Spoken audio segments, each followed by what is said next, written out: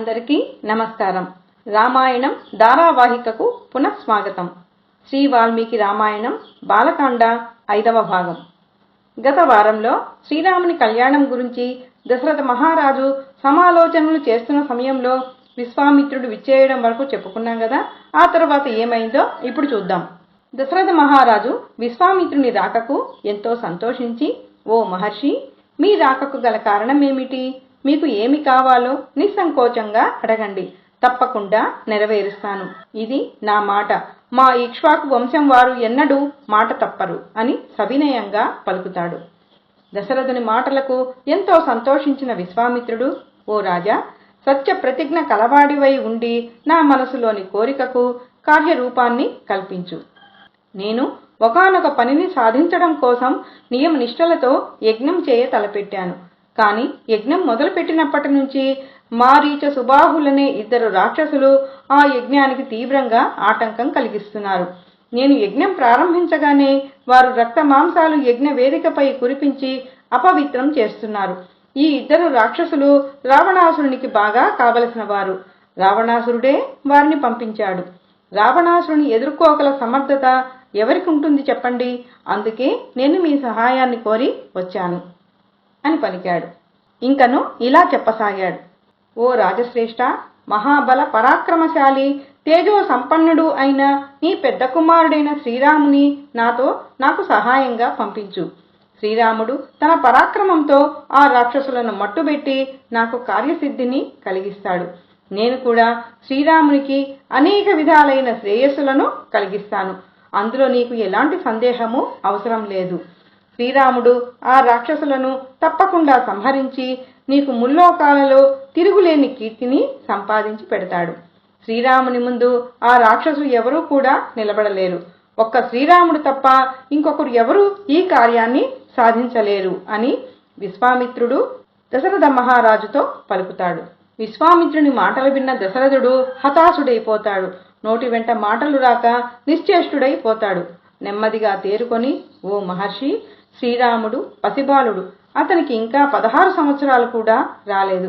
శ్రీరామునికి అస్త్రబలం లేదు, యుద్ధ నైపుణ్యం తెలియదు. ఇంతటి పాలుగారే పసివాడు ఆ రాక్షస సంహారం ఎలా చేయగలడు? అయినా నా 4 కుమారులలో నాకు శ్రీరాముడంటే పరమ ప్రీతి అని మీకు తెలుసు కదా. రాముని విడిచి నేను ఒక్క క్షణం కూడా ఉండలేను. మీకు ఇచ్చిన మాట ప్రకారం మీ యజ్ఞాన్ని అసంఖ్యాకమైన సైన్యంతో వచ్చి నేను సంహరిస్తాను. నా సైనికులు యుద్ధం చేయడంలో ఎంతో సమర్థులు. మీకు ఎలాంటి విచారం వద్దు. కానీ శ్రీరాముని మాత్రం మీతో పంపను. నేను స్వయంగా వచ్చి రాక్షస సంహారం చేసి మీ యజ్ఞాన్ని రక్షిస్తాను అని ప్రాధేయపడతాడు. సంతానంపై తల్లిదండ్రుల ప్రేమ వారి అభివృద్ధికి అవరోధంగా మారకూడదన్న విషయాన్ని వాల్మీకి మహర్షి ఈ సన్నివేశం ద్వారా మానవాళికి తెలియజేస్తున్నాడు. దశరథుని మాటలు విన్న విశ్వామిత్రుడు, ఓ రాజా, నువ్వు ఇచ్చిన మాట తప్పి అపరాధం చేస్తున్నావు. నీ పుత్ర ప్రేమ కారణంగా శ్రీరాముని పరాక్రమాన్ని నువ్వు గ్రహించలేకున్నావు. రావణాసురుడంతటి రాక్షసుని చే పంపబడిన మారీచ సుబాహులను కేవలం రాముడు మాత్రమే సంహరించగలడు. ఒక్క 10 రాత్రులు మాత్రమే శ్రీరాముని నాతో పంపించు అని అనగా దశరథుడు, ఓ దేవర్షి, దేవదానవ గంధర్వులే ఆ రావణాసురుని ఎదుట నిలబడలేరు.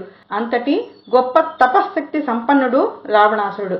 మరి ఓ సాధారణ మానవుడు, అందున పసివాడైన రాముడు రావణుని కాని అతని అనుచరులను కాని ఎలా ఎదిరించగలడు? మీరు ఎన్ని చెప్పినా రాముని మీతో పంపేది లేదు. నేనే స్వయంగా వచ్చి మీ యజ్ఞాన్ని రక్షిస్తాను. నాకు 60,000 సంవత్సరాల వయసు వచ్చింది. ఈ వయసులో లేక పుట్టిన నా రాముని మీతో పంపించేది లేదని నిక్కచ్చిగా చెబుతాడు.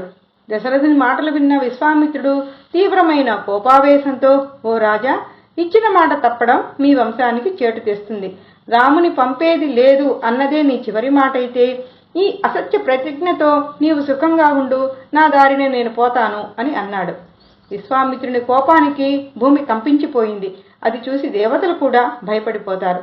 ఆ సమయంలో దశరథ మహారాజు యొక్క కులగురువు అయిన వశిష్ఠుడు దశరథునితో, ఓ మహారాజా, నీవు ఇక్ష్వాకు వంశంలో పుట్టిన ధర్మమూర్తివి.